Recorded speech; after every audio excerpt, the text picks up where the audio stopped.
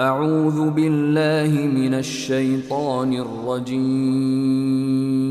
بسم الله الرحمن الرحيم Bismillah, Assalamu alaikum, and welcome back. You ready for another deep dive into Surah Al-Baqarah? I am always ready. Awesome. So last time we were really exploring those beautiful verses, all about finding common ground and remembering those shared roots of faith. But today we're kind of looking at what happens when that unity, well, maybe it doesn't quite work out the way we hope. Yeah, that's right. Because as much as we strive for that ideal reality often throws us those curveballs. And verses 137 and 138 really acknowledge this, diving straight into the heart of potential conflict. Okay, so let's unpack this. Verse 137 starts out by saying, so if they believe in the same as you believe in, then they have been rightly guided. But if they turn away, they're only in dissension, and Allah will be sufficient for you against them. And he is the hearing, the knowing. There's a lot there. Yeah, it's like the verse sets the stage, almost echoing the previous verses with that hope of shared belief, Right. But then it immediately pivots. It's not shying away from the possibility of disagreement. And he uses that word shakak, right? Yes. Which I remember you saying has this powerful meaning of like opposition, like a real rift forming. Exactly. It's not just a mild difference of opinion. It's a fundamental parting of ways. And for those early Muslims especially, this must have been a very real and very difficult challenge. Imagine building a new community, facing resistance from all sides, and then seeing those within your own circle choose a different path. It's got to be a huge burden to carry. Yeah, that's a really good point. It makes me think about the emotional impact of those disagreements, not just the theological ones. Yeah, and that's where the next part of the verse becomes so crucial. And Allah will be sufficient for you against them. It's almost like a balm being offered to soothe the sting of those separations. It's not just a statement of power or victory. Right. It's a reassurance of support and protection on a very personal level. So it's like saying, hey, I see you. I know this hurts, but I'm here for you. It's giving me chills just thinking about it. Right, because even in the midst of that shikak and that breaking apart, there's this anchor point, this reminder that you're not alone in navigating those choppy waters. Yeah. And then all of that, the verse goes on to say, Allah is As-Sami Al-Alim, the hearing, the knowing. Yes. So it's like this incredible combination of comfort and understanding. Right, like saying he's not just aware, he's attuned to your specific struggles, your pain points. Nothing is hidden from him, and that in itself can be incredibly powerful. This reminds me of something. I see it a lot, actually, when you see a family struggling with religious differences. There could be so much tension and hurt. Oh, absolutely. Do you think this verse might have been a source of comfort for those early Muslims experiencing something similar? Absolutely. Imagine being a new convert, facing rejection from your own family, or even having to choose between your faith and your loved ones. That's a level of internal conflict that can be devastating. But this verse offers a lifeline. It's saying your pain is acknowledged, your struggles are seen, and even if those around you turn away, you have a support system that transcends all earthly ties. Wow. It's like this verse goes beyond just interpreting scripture. It's offering real practical solace for those living through these kinds of challenges. It does. That's pretty amazing. Yeah. Yeah, it really is a powerful message, especially when you consider like that historical context. These early Muslims were facing real persecution, ostracism, even violence for their beliefs. Oh, for sure. So having that reassurance of divine support, must have been incredibly grounding. Yeah, that makes so much sense. Like this verse isn't just about theological differences, right? It's about that very human need for validation and belonging, especially when you're facing rejection from those closest to you. Exactly. And that brings us to the second half of the verse. It ends with, and he is the hearing, the knowing. And this is where the comfort, I think, takes on an even deeper dimension. You're right, because not just saying Allah will protect you, it's highlighting his intimate awareness of your situation. Precisely. It's like saying he hears your pleas, he understands your pain, he sees the choices you're facing, and he knows the weight of those decisions. And that level of knowing, of being truly seen, can be incredibly empowering, especially when you're feeling alone and misunderstood.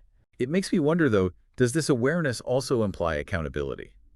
Like if Allah is the hearing, the knowing, does that mean he's also judging those who turn away? That's a really interesting question, and one that's been debated by scholars for centuries. I bet.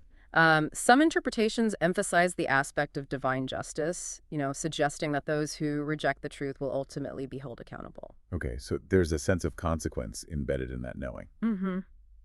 But other interpretations focus more on the mercy and compassion of Allah.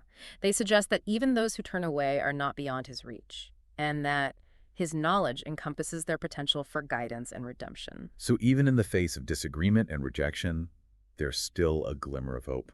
Absolutely. Because ultimately, Allah's knowledge extends beyond our limited human understanding. He sees the full picture, the complexities of each heart, and the potential for change that we may not be able to grasp. That's a really profound way to look at it. It kind of shifts the focus from judgment and condemnation to a more compassionate understanding of human-like fallibility. It's like saying, yes, there are consequences for our choices, but there's also always room for growth and return. And that's a message that resonates really deeply with the overall spirit of the Quran, which emphasizes both justice and mercy. Right. It reminds us that even in the face of human error and disagreement, Allah's knowledge encompasses the possibility of forgiveness and guidance. This is making me think about all the times I've encountered people, who strayed from their faith or made choices I didn't agree with. It's easy to judge or write them off. But this verse really challenges me to consider their perspective with more empathy and understanding. Maybe they're still on their journey, still seeking, still open to change. And that's a powerful reminder for all of us, because at the end of the day, none of us have all the answers, and we're all on our own unique paths. Right. This verse encourages us to approach those differences with humility and a recognition of our shared human vulnerability. It's a beautiful reminder that even in disagreement, there's still room for compassion and hope. And that brings us to verse 138. Which takes on a slightly different tone. It starts with a bold declaration and say, ours is the religion of Allah. There's a real sense of conviction and confidence in that statement. It's like after acknowledging the possibility of disagreement and the challenges that come with it, the verse kind of shifts to a place of unwavering certainty. Yeah, it feels like a rallying cry, almost like a declaration of identity when you're facing opposition. Exactly. It is as if the verse is saying, this is who we are, this is what we believe. Right. And we're not backing down from that. And then it goes even further with that powerful question, and who is better than Allah in ordaining religion? It's like a challenge to really examine the source of our beliefs, like where are they coming from? Right. It's prompting us to ask ourselves, where does true guidance come from? Is it from human opinion, societal pressure, or is it something deeper, something more eternal? It's like it's cutting through all the noise, all the external influences, and bringing us back to that fundamental question of submission and ultimate authority. And that's what makes this verse so potent, I think. It's not just about asserting one's own belief, it's about recognizing the ultimate source of that belief. So it's tying back to that concept of the Sami al-Alim. Yes. From the previous verse, right? Yes. Allah is not just aware, he's the ultimate authority, the one who sets the standard for what is right and true. Precisely. It's a beautiful connection that highlights the continuity between the two verses. First you have that reassurance of Allah's support in the face of disagreement, and then you have this bold affirmation of his ultimate authority. It's like a 1-2 punch of comfort and conviction. Exactly. And it culminates in that final phrase, and we are worshipers of him. It's a statement of complete surrender and devotion. Yeah, it's like after navigating those complexities of disagreement and affirming the source of true guidance, the verse ends with this beautiful act of submission. It's a powerful reminder that even in the midst of challenges and differing opinions, our ultimate allegiance is to Allah. So we've gone from acknowledging the potential for shakak to finding solace in Allah's support and ultimately reaffirming our submission to him. It's an incredible journey packed into just 2 verses. It really is. And I think what's so remarkable is how these verses offer a framework for navigating disagreements, not just on a theological level, but on a human level as well. Right, because at the end of the day, these verses aren't just about abstract concepts, right? They're about real people grappling with real challenges. And they offer us a way, I think, to approach those challenges with grace, resilience, and a deep sense of connection to something greater than ourselves. This has been such an eye-opening deep dive. I feel like I have a whole new perspective on these verses. Me too. And I think that's the beauty of the Quran, right? It's a text that continues to reveal new layers of meaning and wisdom with each reading. So before we wrap things up, I want to leave our listeners with a thought-provoking question. How do you balance respecting others' beliefs with staying true to your own faith, particularly when those beliefs clash? It's a question that requires careful consideration and I think a lot of heart. It does, and it's a question that we all face in our own unique ways. But I think these verses offer us valuable guidance, reminding us to seek Allah's support, to hold fast to our convictions, and to approach those who differ from us with compassion and understanding. Beautifully said. And on that note, let's close our deep dive with the Dua Kafaratul Majalis. Subhanakallahumma bihamdika ashhadu an la ilaha illa anta astaghfiruka wa atubu ilaik.